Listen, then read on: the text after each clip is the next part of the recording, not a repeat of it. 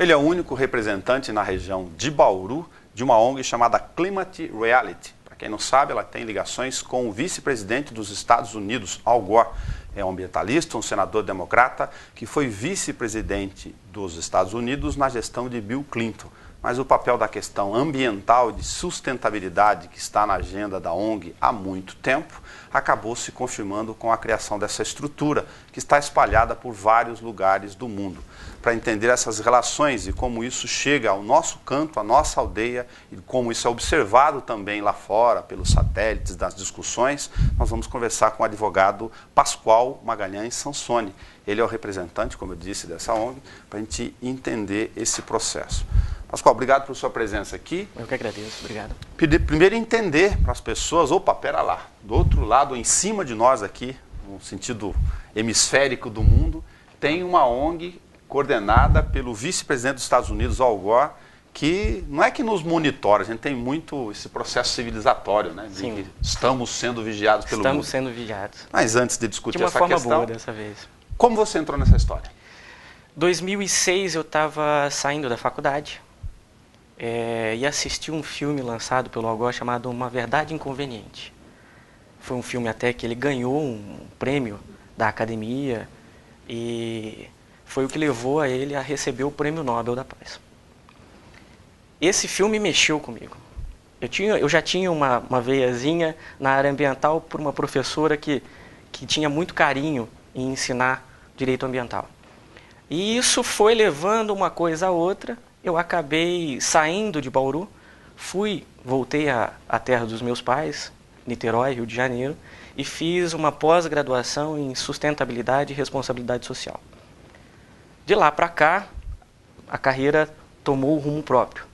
E aí eu não tive mais como sair disso. É apaixonante trabalhar com direito ambiental. E o Al Gore, necessariamente, foi o ponto inicial de tudo isso. Foi esse vídeo dele aqui. Como a gente já apresentou o Al Gore do ponto de vista de sua carreira como democrata, explica a questão dessa ONG. Como ele, depois que desempenhou seus papéis, inclusive no parlamento americano, abraçou essa história. Ele sentiu a necessidade de sair um pouco da política americana e participar de uma forma global com aquilo que ele tinha aprendido na carreira política dentro dos Estados Unidos. Então ele desenvolve em 2006, 2007, junto com outros empresários americanos, a iniciativa de fundar essa ONG para formar multiplicadores, lideranças multiplicadoras, num foco político. Que ele sacou que somente brigar com a indústria não dava certo. Então ele entendeu e traçou isso para brigar justamente na área política, onde se podia modificar o formato de interpretação, de aplicação, de fiscalização, e partiu dos Estados Unidos para uma forma global. Se a gente puder fazer uma dicotomia dessa relação aqui, ele viu, até pela experiência no parlamento americano, então a própria estrutura e força política daquele lugar faz o espectro do que a gente está lidando do ponto de vista de dimensão, que não adiantava só ficar discutindo quanto poluímos, mas de que forma nós vamos organizar e sair dessa encruzilhada. Sim. Ele passa a agir de uma forma muito mais ativa. Não dava mais para se discutir o que os Estados Unidos estavam emitindo, o que estava se poluindo, o que estava se produzindo, sem pensar no mundo inteiro. O direito ambiental, e principalmente a área que se trata sobre a poluição da atmosfera, ela não fica restrita ao país. Ela se expande e afeta o clima do globo. E nessa visão ele foi atacar de uma forma diferente. Inserir você nesse processo. Aí você se encantou pela questão ambiental, de sustentabilidade, foi estudar, botou lá para o clima da serra e o mundo caiu na sua frente, sem figura de linguagem. Como você entrou nesse processo na ONG em si?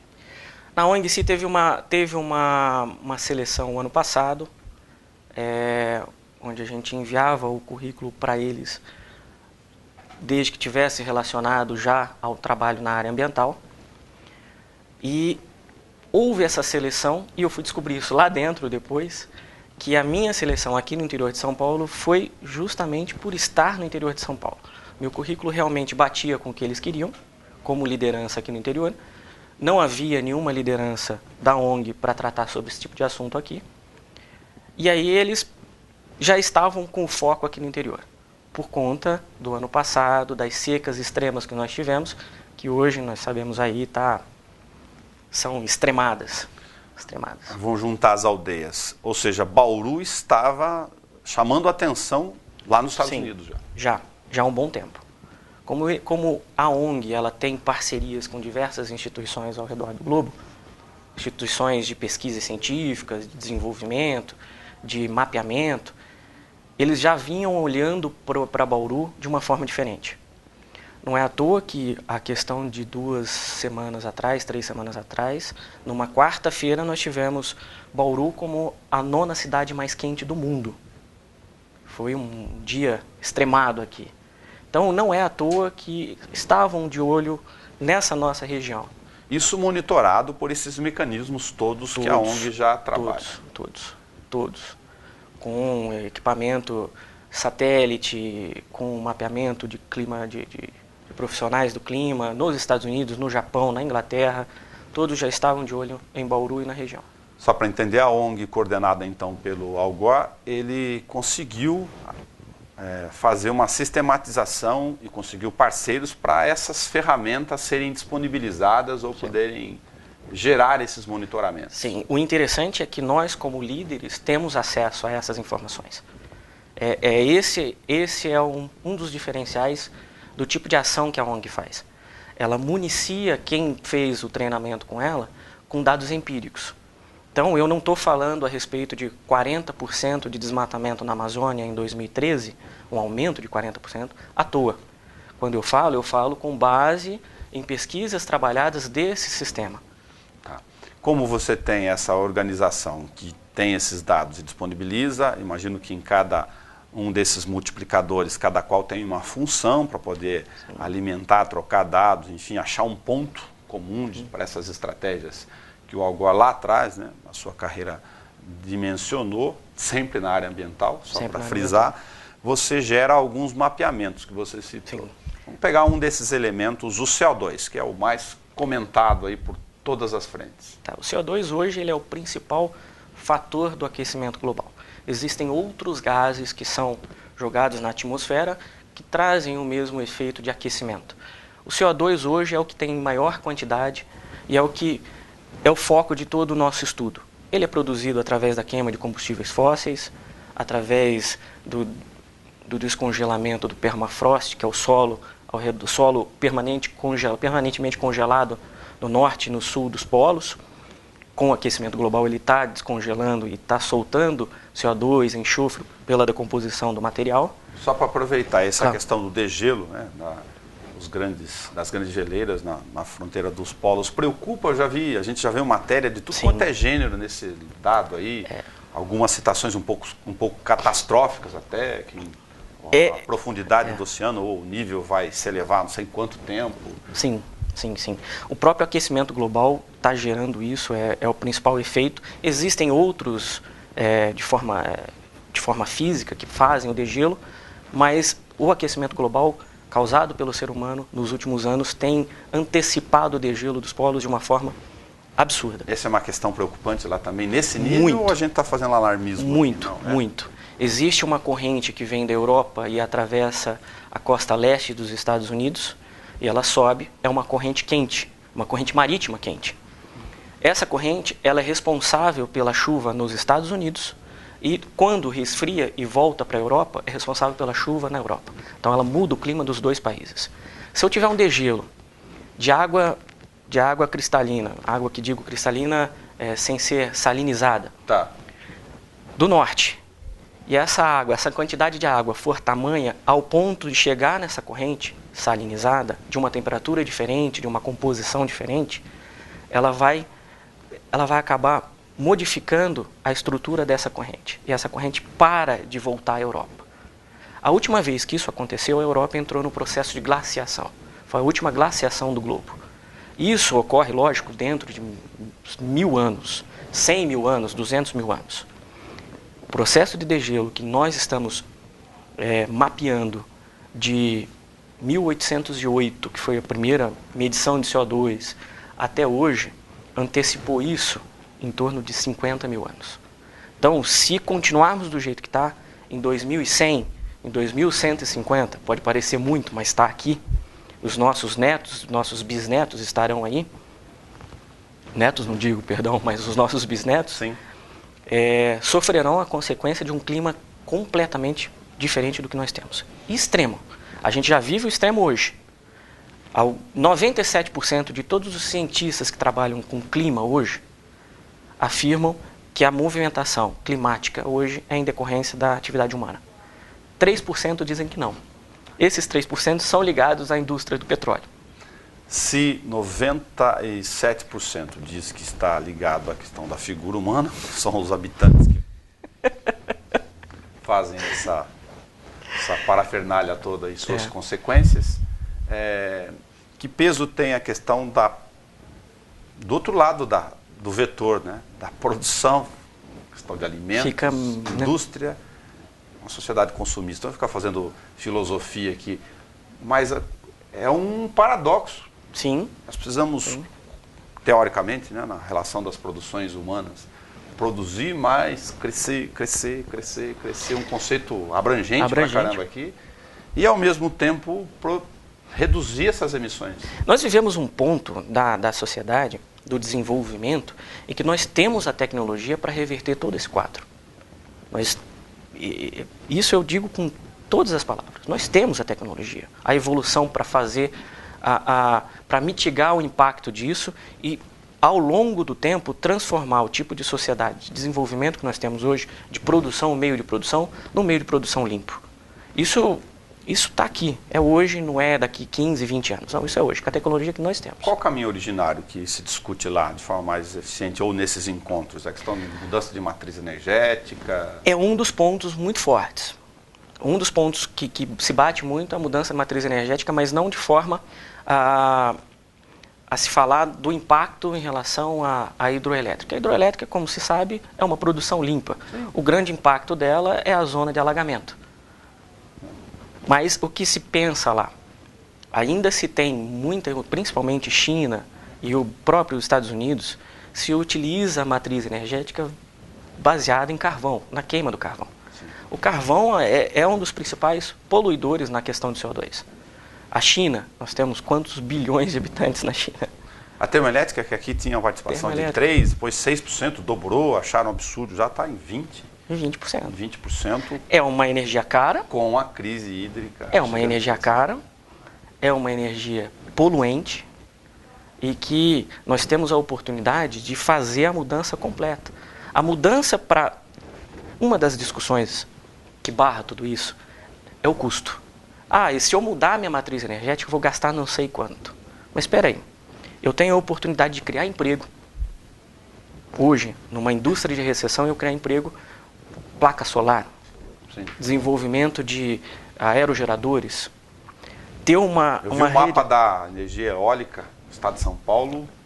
Nós temos um potencial imenso. Gigantescas. Lençóis Paulista tem um potencial para um grande parque eólico. Num dado que tem um corredor aqui, inclusive, que passa por Bauru, Jaú. A gente não enxerga o mundo de cima, como diz o outro, né? Só de baixo. A Associação Brasileira dos Eletrogeradores, a ABEOLI, estava no evento do Algar e trouxe os dados, as informações de como isso pode ser implantado no Brasil. Só para reforçar, porque eu participei da apresentação disso com o Zé Aníbal, que ainda era secretário dessa área, o potencial não é chute, não, é maior do que a Itaipu. É maior que a Itaipu.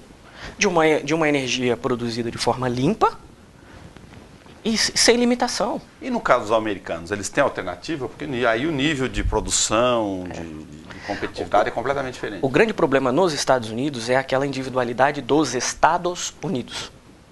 Então, eu não tenho uma federação como o Brasil, que existe uma decisão superior, venho para aquela escadinha dos estados e venho para o município. Os estados são independentes. Os estados são independentes.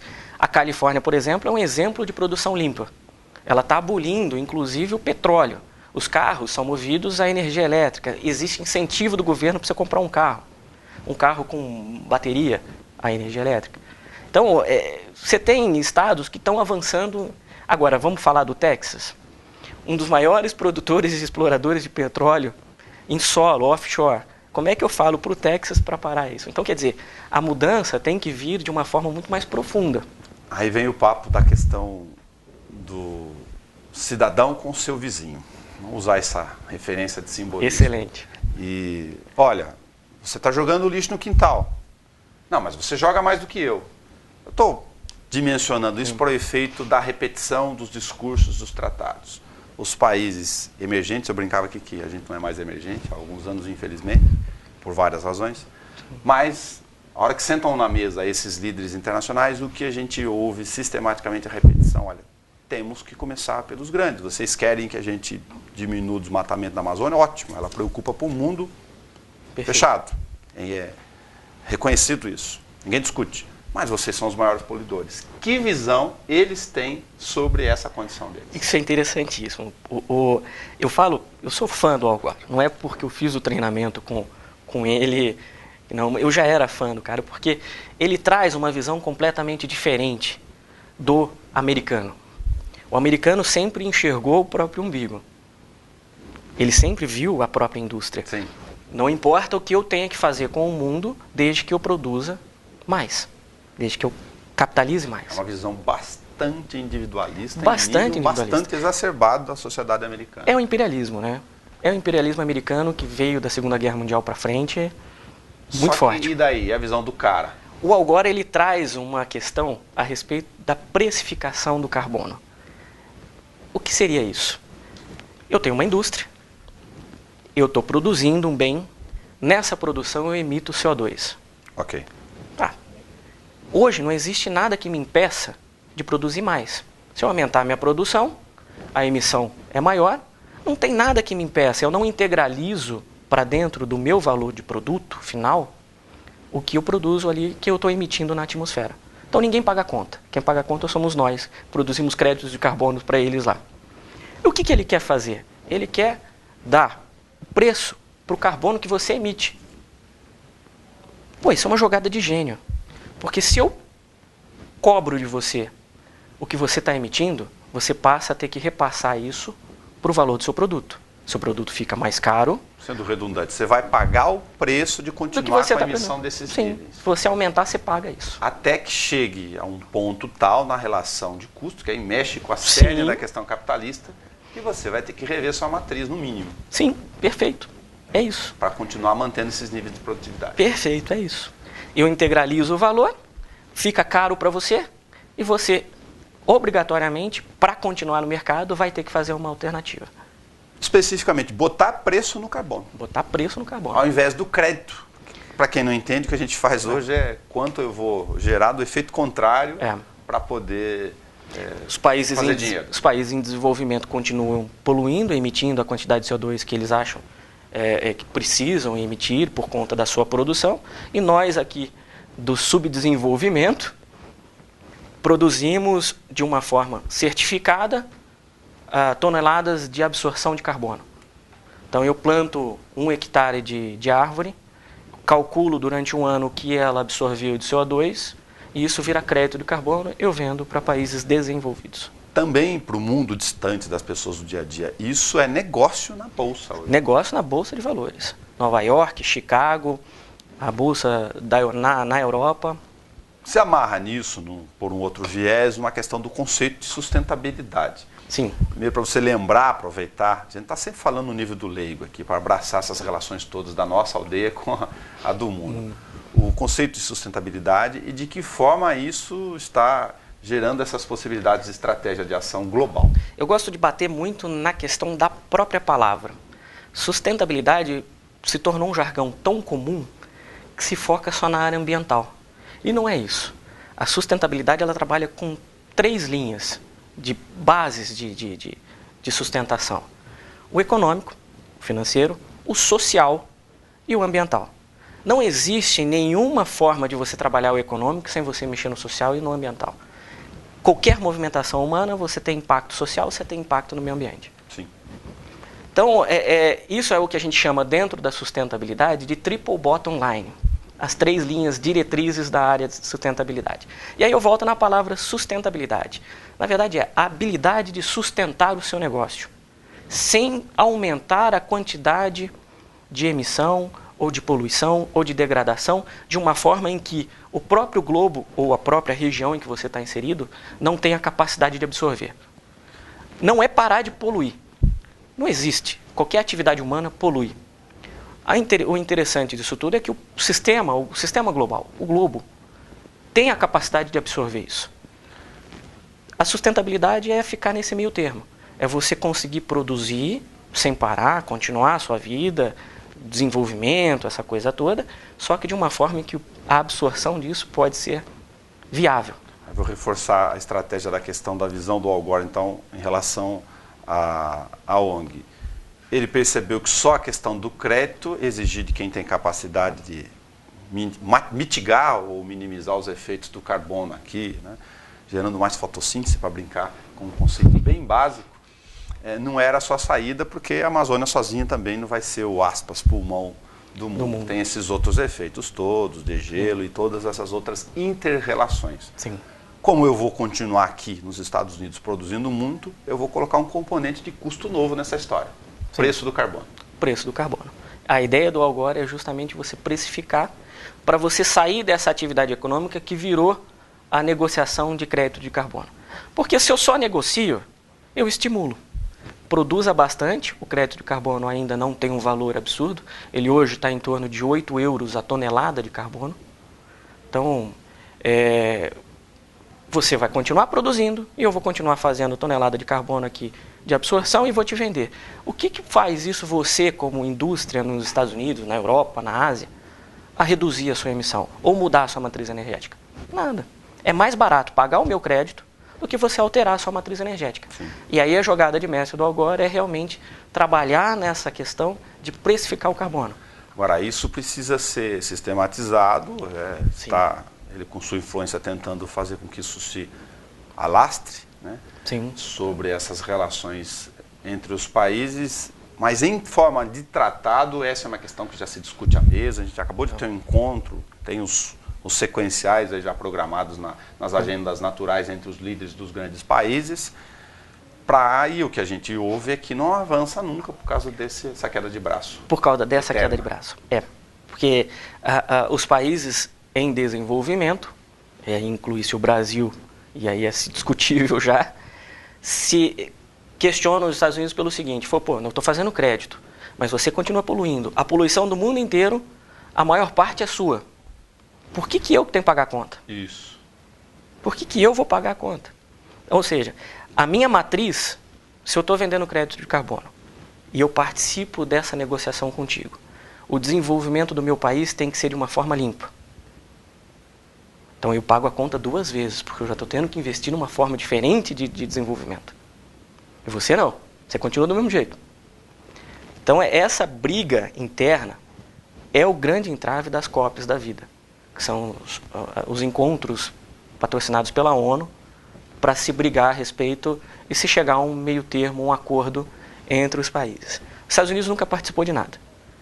Vem, discute, mas assinar alguma coisa ele não assina.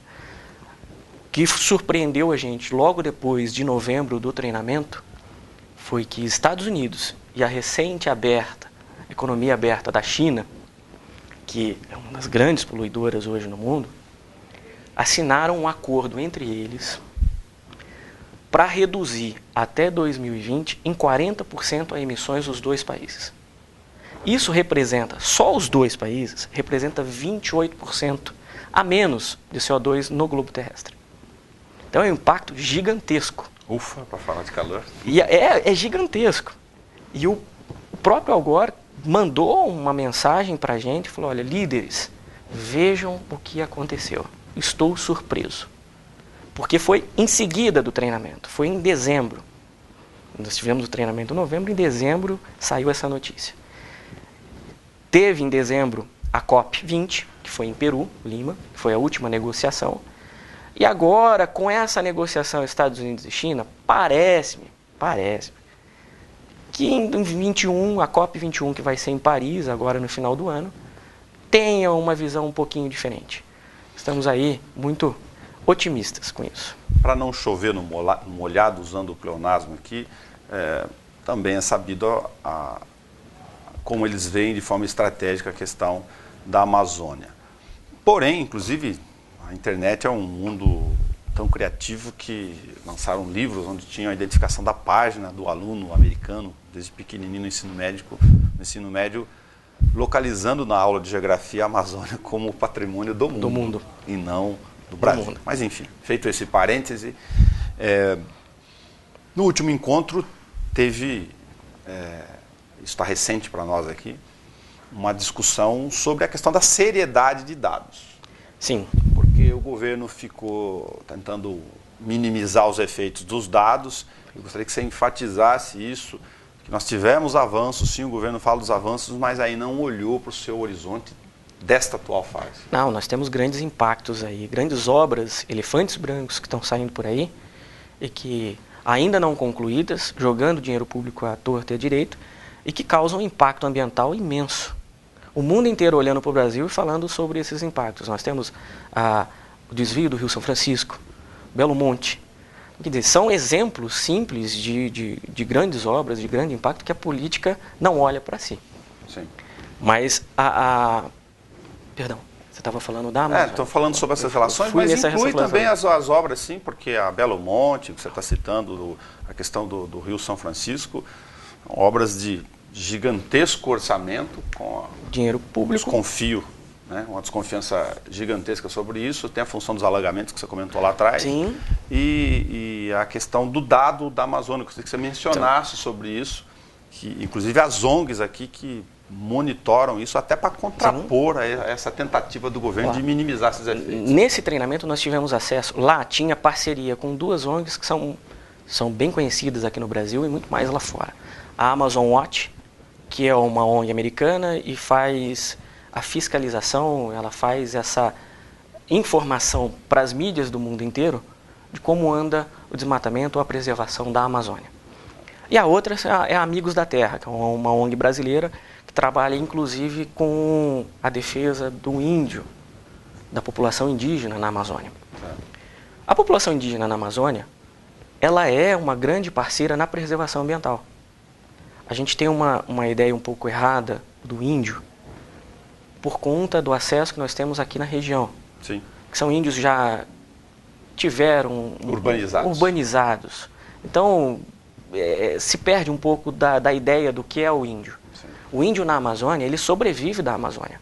Ele não compra carne no açougue, ele vai lá e caça. Então, ele é o principal ator de preservação lá.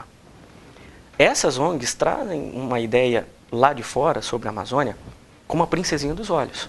Princesinha dos olhos do mundo. Sim. Porque a Amazônia ela não é só o pulmão do mundo.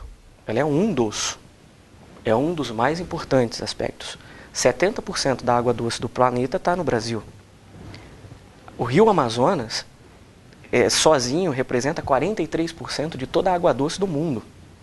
No ano passado, nós tivemos uma seca drástica, monitorada por esses institutos internacionais, e que foi, ao meu ver, foi o ponto de partida para a ONG Climate Reality vir ao Brasil fazer esse treinamento de liderança. Tá. Foi aí que despertou o ponto. O que ela mostrou sistematicamente como dado para ficar na cabeça das pessoas? Que esses movimentos das questões climáticas reais, que estão monitorando, têm efeitos em escala. Nós temos as nossas responsabilidades específicas aqui sobre, um conceito, já mudou o mapa climático, vocês estão entendendo o que está acontecendo. Só para conseguir fazer esse link, os grandes responsáveis pela emissão de CO2 hoje são a queima de combustível fóssil. Sim. São os dois principais pontos de emissão de CO2 hoje. Existem diversos outros, mas esses são os mais importantes. A ministra Isabela Teixeira estava presente nessa reunião e passou os dados do Ministério do Meio Ambiente da preservação da Amazônia. Realmente, de 2003 a 2010, se não me engano, 2011, houve uma queda significativa no desmatamento da Amazônia. No entanto, a partir de 2011, 2012 até 2013, que foram os últimos dados apresentados pelo Amazon Watch, tudo caiu por terra. Toda a preservação que tinha sido feita durante 10 anos caiu em 3. O Al Gore não quis entrar num conflito direto, ele até alegou isso, falou, olha, eu não estou aqui como representante do governo americano, estou aqui como presidente da ONG, de proteção ambiental e mudança climática, combate à mudança climática. Então eu não vou fazer críticas à política brasileira de proteção ambiental. No entanto, eu tenho que apresentar dados. E os dados estão aqui. E os dados são fatos. Voltando, você falou para mim qual é o impacto disso. Sim. A Amazônia segura o que nós chamamos hoje de evapotranspiração. A evapotranspiração é realmente as gotículas de água que saem da evaporação da floresta e percorrem o continente, a América do Sul inteira. Se chove muito, essa evapotranspiração é muito rápida, por conta do aquecimento global, um calor intenso, ela chove antes do local que ela deveria chover normalmente. Então, por exemplo, a última vez que isso aconteceu no ano passado, o Rio Grande do Sul entrou numa seca. Sim. Porque ela faz este caminho. Ela roda, vem, encontra a Cordilheira dos Andes e desce a América do Sul. Então ela é responsável pelo clima brasileiro. Literalmente. Literalmente. E os outros movimentos, o nível de emissão de CO2 lá fora, esses corredores, a questão do degelo, não dependem de nós. Por isso a necessidade de junção dessas políticas todas em nível mundial. É o que o mundo está tentando acordar. Mas temos a nossa parcela aqui. Temos a nossa parcela. Deixamos de ser sentinela nos últimos 2 anos. O globo, eu não tenho como falar sobre a atmosfera e delimitar Brasil. O que acontece aqui, ele acaba influenciando os outros países. Para pegar um ponto, aproveitar seu tempo nesse nosso bate-papo e entender como isso se relaciona lá com o trabalho da ONG, Pascoal, falar sobre a questão da legislação, da política municipal, a política nacional, inclusive de mudanças climáticas. Só para usar a mesma referência aqui de onomatopeia para o nosso papo, nós temos uma consideração deles de uma legislação de ponta, moderna, tal. Porém, esbarramos em uma outra fraqueza. A efetividade da aplicação e da fiscalização. Isso... Fiscaliza nada, é muito fraco. É muito fraco, é muito fraco. O impacto disso é exatamente o que a gente vê por aí. E aí não adianta nada, é queimar papel. É queimar papel, queimar papel. Você não tem uma fiscalização, aonde falta a fiscalização, se tem o poder econômico mandando, então você tem o lobby das grandes empresas poluidoras. A exemplo disso, na semana retrasada, identificaram no Rio Bauru a emissão de uma cor roxa destinada lá. Ninguém sabe de onde vem. Produto de despejo que lá há 4 anos foi identificado numa ação da CETESB, notificado DAE, o Departamento de Água e Esgoto de Bauru, que eu fui responsável por uma matéria nesse campo, do setor industrial. E o setor industrial corporativista gritou ao invés de atacar a questão. E o poder público, de novo, falho, não está falando de fiscalização aqui, não regulamentou, não fez nada. O programa de tratamento de esgoto em Bauru, o maior gasto da história recente, está sob risco. Ainda continua aberto. É uma questão a ser debatida ainda e finalmente, uma efetividade. Né? Nós temos aí a questão do aterro sanitário. Sim. Esgotado, aos 45 do segundo tempo, o governo tentando fazer não, expande mais um pouquinho o prazo. O que a gente precisava ter um pouquinho mais na política é a questão do planejamento além dos 4 anos. Né? Planejamento estratégico de alguns pontos, na verdade, é essencial. As questões essenciais deveriam ter esquema de prazo, cronograma, planejamento e punição. Sim. Infelizmente, isso não Bauru a gente cita porque a gente realmente está aqui. Mas isso é geral. O Brasil ainda tem essa consciência política de que a cada 4 anos eu tenho que modificar tudo. E na verdade não é. Um planejamento estratégico com objetivo a longo prazo. Por que nós estamos com uma seca no sistema Cantareira? 5% de água num sistema que alimenta 7 milhões de pessoas. E se acabar? E se secar? Nós temos que esperar agora um milagre para que chova de 70% a 80% no mês de chuva, agosto, setembro desse ano, para que o sistema Cantareira volte à quase normalidade. Não é nem normal. Normal nós vamos levar 4 anos para isso. Isso vale para uma questão do mundo aqui, isso irrita, você tem que ficar lembrando isso o tempo todo, mas vamos fazer o papel.